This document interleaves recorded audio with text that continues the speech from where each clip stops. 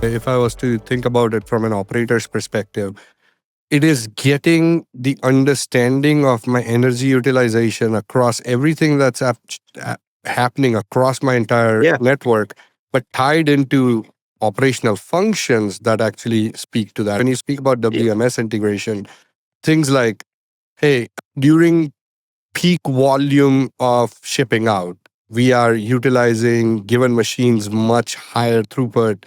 And what do you do with that data? Is that where the opportunity happens to be to shave off some of that cost? That's essentially the broad use case from a customer's perspective. And I could just imagine like these larger, especially cold chain type sites that use just significant amount of energy, shaving off a couple percentage could mean hundreds of thousands, if not millions of dollars. Our first machine learning model that we built back in like 2012 timeframe was really used to predict grid peaks in regulated markets.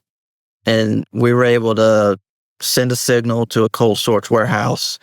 We've saved that site about $3 million.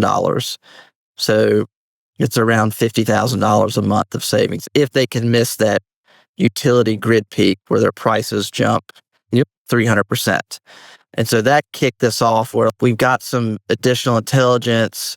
Let's understand operations, because energy prices may be high, but you may be blast freezing food and you can't interrupt that production process without a food safety issue. There's other variables that are in play, but we would always give the example or ask folks, if you looked at a cold storage warehouse, January of this year, the utility bill is $1 million, but you looked at January bill last year and it was $800,000.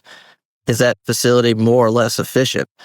People just assume because the utility bill is higher, it's less efficient. But if I said, what if I told you they doubled their throughput in that building?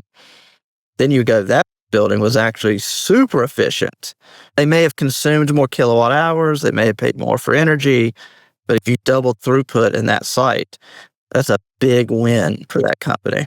I can imagine we talk about energy utilization in cold storage, but when it comes to high throughput, high automation, non-cold storage facilities, how does that play out? Because that automation's got a lot of impact, right? Like a site that's got $100 million worth of automation or 200 million of like goods to person and all of these capabilities. Is that something that comes on the radar? Yeah, and that's becoming increasingly more important from what we refer to as measurement and verification. What comes with automation are more electricity, more robots, more pickers, and all kinds of equipment. What we like to say is everything is a unit of energy, whether it's manual labor or something else. There's energy being consumed. And so if we do our jobs well, we can prove that even though you've doubled the load of your facility from an automation standpoint, the kilowatts, again, that automation allowed you to triple, quadruple your throughput and your efficiency.